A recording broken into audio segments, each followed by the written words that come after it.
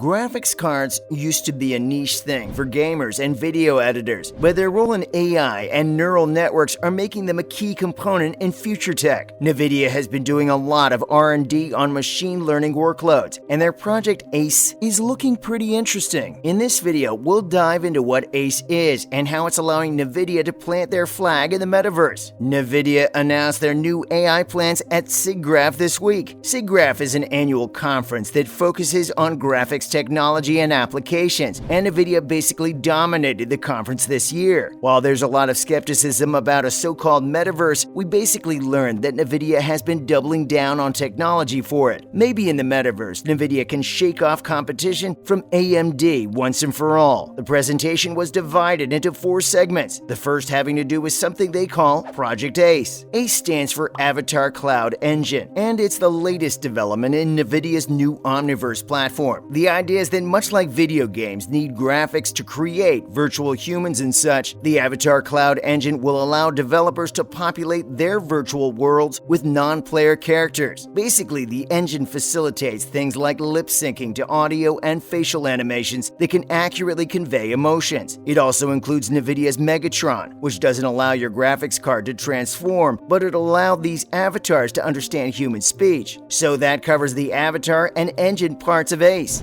The C refers to cloud computing power to make all this work in the metaverses of their clients. NVIDIA has developed some massive data center power over the years, and it wasn't just for GeForce Now. By offloading the processing of avatars to the cloud, the avatars have access to a lot more computational power. The examples NVIDIA gave of the benefits of cloud computation was making it easier to develop the programming for these avatars in the first place. Megatron also works in the cloud to allow avatars to understand speech in different languages and give natural and human responses. Their interactions with the environment and with other people, real or virtual, will be processed in the ether too. Next, NVIDIA talked about the potential for universal scene description to be the language of the metaverse. Just like you need a programming language to write and compile coding, all the programming of a virtual world has to be written in a certain language too. You'd expect NVIDIA to come up with their own proprietary language for this purpose, but they actually championed someone else's language, specifically the Universal Scene Description language developed by Pixar. This language, known as USD in short, was created by Pixar to be a standard format for 3D graphics data. That helped to simplify their work with third parties. USD is open source, meaning it's in the entire industry's interest to get to grips with it, and so USD is already a standard across graphics development. Although NVIDIA wants to be the company that renders the entire metaverse, they can't do it completely on their own. The concept of a metaverse makes it so exclusivity can't really work, but NVIDIA can definitely position themselves at the center of virtual world graphics by laying down the standards. They're really committing to this USD thing. Their announcement also included the fact that they'll be working with Pixar, Adobe, Autodesk, Siemens, and others to expand and evolve the capabilities of USD. It'll be about more than just graphics. How do you design buildings for the metaverse? How do you make products in the metaverse? And how does the underlying math work to make it all happen? This USD coalition plans to make that the answer to all those questions. Speaking of collaboration, NVIDIA also announced back-end improvements to the Omniverse platform. NVIDIA's Omniverse has been out in the wild for a bit now, but it's a super ambitious tool and there's a lot it needs to be capable of. In this bit of the presentation, the company announced a bunch of new features that will be coming to the platform. One of these features is neural graphics. That's basically NVIDIA's suite of machine learning graphics tech, which includes instant NeRF that can create 3D objects from 2D images. The Modulus machine learning framework is getting a shot in the arm too, allowing developers to speed up physics simulations by 100,000 times. But the big reveal was something called Omniverse connectors. Here's the thing, if we sit around and wait for dedicated virtual world tools to be developed, we'll be waiting a long time, and metaverse hype won't last forever. Omniverse connectors allow developers of existing apps to integrate Omniverse support. A whole slate of companies are already developing Omniverse connectors for their apps. Unity, Blender, and Autodesk are industry standard for engine design, 3D rendering, and computer-aided design respectively. Their apps are all gaining Omniverse connectors, and the list is even longer than that. And finally, NVIDIA came back to their wheelhouse, graphics. Neural graphics are key to the metaverse, and NVIDIA has been developing them for a long time. In fact, as part of SIGGRAPH, they're publishing 16 research papers on the topic of neural graphics, including designs for something they call Instant NGP. Early versions of those tools are even available for research purposes. Another area that NVIDIA has been working on is turning OpenVDB into Neural VDB. If you've never heard of OpenVDB before, it's a C++